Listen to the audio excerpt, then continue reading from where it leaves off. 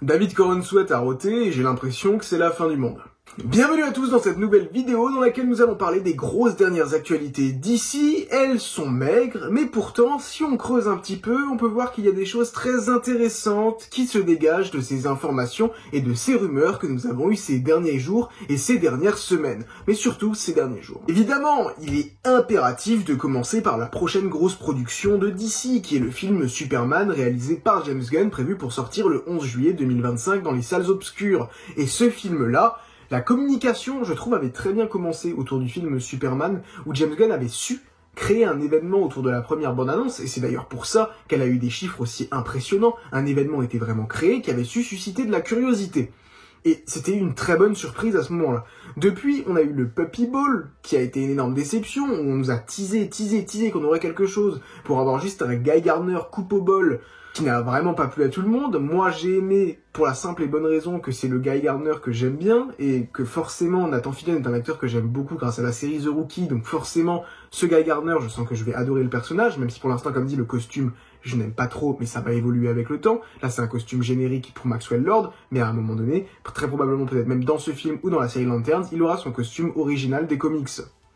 Et sa coupe aussi va évoluer, vous verrez. Du coup, dans un événement comme le Puppy Ball, est-ce qu'on s'attendait vraiment à avoir quelque chose en lien avec Guy Gardner, ou plutôt avec Crypto? Mais on a eu des images promotionnelles pas très belles autour du personnage, mais rien d'autre. La Saint-Valentin, pareil, juste une compile avec un petit texte rajouté, comme le ferait un monteur de base qui a 3 notions de montage, avec aucune nouvelle image. Et là, on a eu un nouveau spot publicitaire avec Shaquille O'Neal qui apparaît dedans, Shaquille O'Neal, légende du basket, David Corenswet paraît tout petit à côté de lui, et ça a fait débat. Pourquoi? Parce que dans le making-of, David Corenswet rote. Excusez-moi les gars, mais tout le monde rote, non?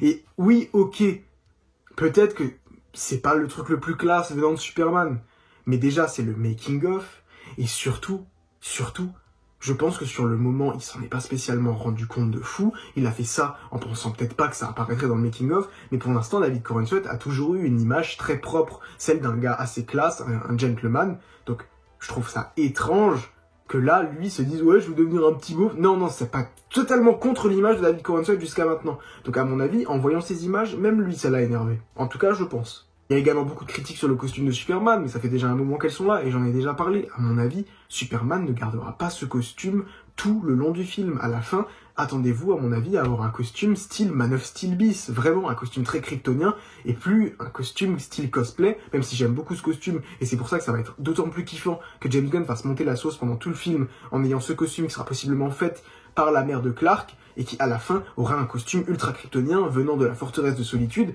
Là clairement c'est beaucoup plus vendeur que si dès le début du film il avait déjà le costume génial et tout. Ouais, moi je préfère comme ça. Évidemment on a encore appris pas mal d'autres choses concernant d'autres projets.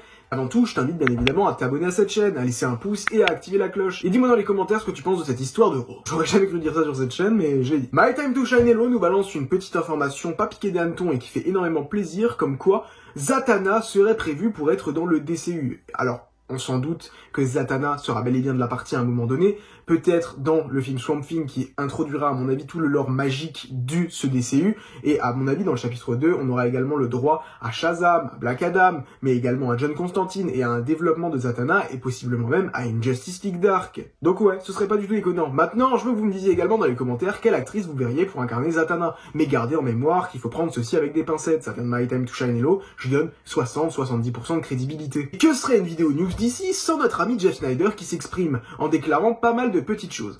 Premièrement, lui est convaincu que le prochain film que James Gunn est actuellement en train d'écrire, c'est la suite de Superman, Superman 2. Et j'en avais déjà parlé, ce serait pas du tout déconnant que ce soit le projet sur lequel James Gunn travaille actuellement. On le sait, contrairement à Man of Steel à l'époque, ils ne vont pas répéter la même erreur. Et si le film Superman est un succès, un film Superman 2 ne mettra pas bien longtemps avant de voir le jour. Selon lui, le film aura un très grand succès et contient un message très important. Dans le sens où ce film ne sera pas... Je vois pas ce film, en fait, être pris à la rigolade. Vraiment, oui, vous aurez des éléments comiques, comme par exemple Steve Lombard, mais non, ce film sera sérieux et aura véritablement un message d'espoir. En tout cas, vraiment, c'est comme ça que je vois la chose. C'est pour ça que la communication, pour le moment, en tout cas ces derniers temps, est un petit peu contraire à ça. Et il va falloir redorer le blason avec la prochaine bande-annonce qui sera très probablement disponible lors du CinemaCon. Et pour les fans de Swamp Thing, ça vous fera plaisir, mais il paraît que James Mangold est beaucoup plus investi actuellement dans son film Swamp Thing que dans son film Star Wars, et il devrait décider dans les prochaines semaines lequel il réalisera en premier.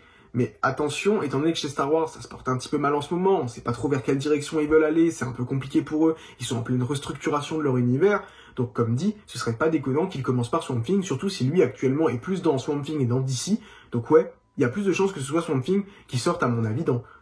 allez, 3-4 ans. Si vraiment c'est le prochain projet de James Mangold, 3-4 ans, c'est pas du tout déconnant. Quant à un autre projet qui est actuellement en développement, c'est bien la série Waller, qui devrait commencer son tournage en fin d'année pour peut-être sortir en fin d'année prochaine, soit 3 séries l'année prochaine, voire peut-être même 4. Ça promet du lourd. Et apparemment, le King Faraday serait présent dans cette série, le casting devrait très bientôt commencer, et King Faraday présent, ça confirme encore une fois les rumeurs autour de Checkmate. Checkmate qui, elle, l'équipe serait déjà introduite dans la série Peacemaker. Et pour finir, on a eu pas mal de petites nouvelles sur le film Clayface, gueule d'argile à destination du DCU. Rappelons qu'à l'origine, ce film était prévu pour être réalisé dans l'univers The Batman de Matt Reeves. Ce sont les mêmes univers ? Non, je n'ai rien dit. Selon les informations officielles, James Watkins serait en lice pour réaliser le film, mais n'aurait pas encore rencontré les dirigeants de DC. Rappelons que le scénario, lui, est écrit par Mike Flanagan. Le film aura un très petit budget de 40 millions de dollars et sera tourné à Toronto, Vancouver, dans le New Jersey ou à Atlanta. Le film suivra un acteur de film B qui prendra une certaine substance et découvrira qu'il peut se modéliser de la manière qu'il veut jusqu'à devenir une énorme créature argilesque. Et selon les rumeurs de Apocalyptic Horseman, qui semblent être les rumeurs les plus fiables, on partirait sur la version Basil Carlo du personnage et il chercherait un acteur d'une vingtaine d'années. Et là, du coup, si ces rumeurs sont vraies, j'ai une petite théorie. Rappelons que Clayface a déjà été introduit dans le DC. Il est présent dans Creature Commandos, et visiblement ce sera le même Clayface.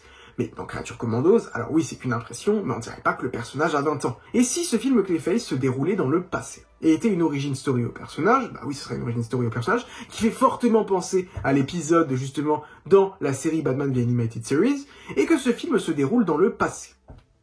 Il sortira en 2026, un an avant The Batman Partie 2. S'il se déroule dans le passé, on peut très bien considérer que le film se déroule au même moment que les événements de The Penguin ou que les événements de The Batman 2. En tout cas, le début des événements de The Batman 2. Si le film rejoint le DCU et qu'il y a un bond dans le temps dans le film. On pourrait avoir Pattinson dedans, en tant que Batman, ce serait pas déconnant. Ce serait un premier pas vers le fantastique dans l'univers de Matt Reeves.